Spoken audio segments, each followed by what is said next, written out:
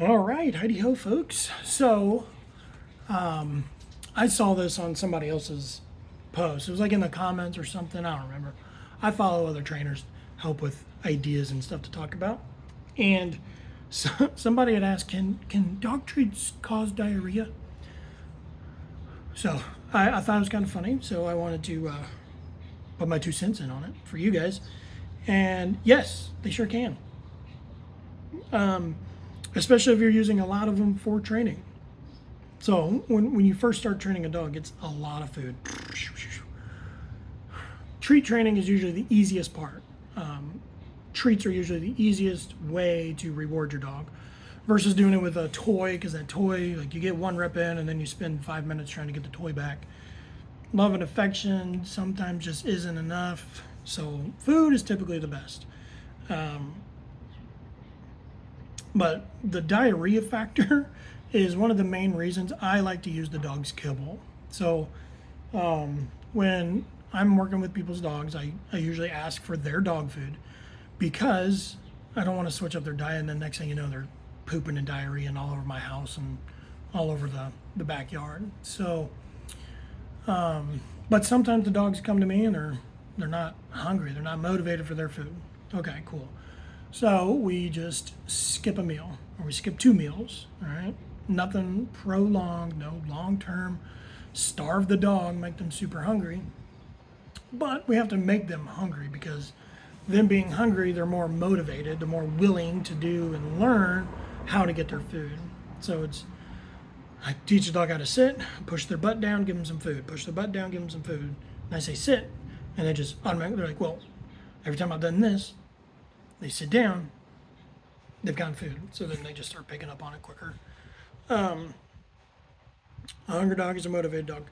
But also, a lot of the treats that we use or that you can go to the store and buy, especially if you can buy gigantic bags of dog food or dog treats for like $5, they're not very good. It's the garbage food that not even McDonald's will take for their burgers.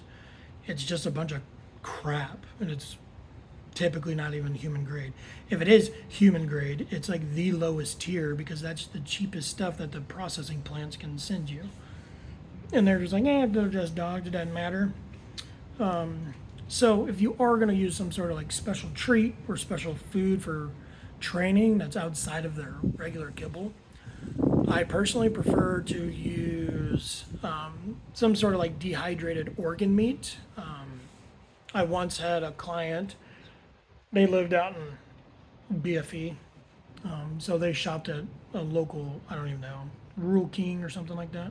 We have one that's not too far, but anyways, still out there for the country folk.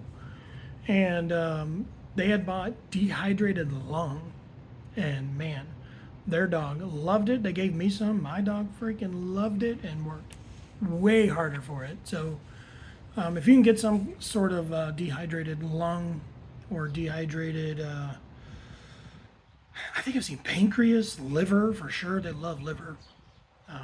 I prefer dehydrated because it's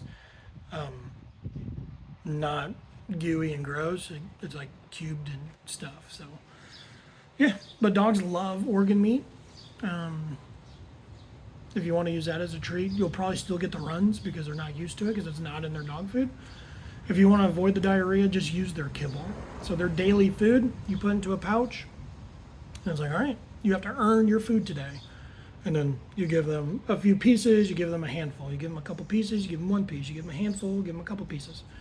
And you just kind of vary how much food they get every time they do a good rep.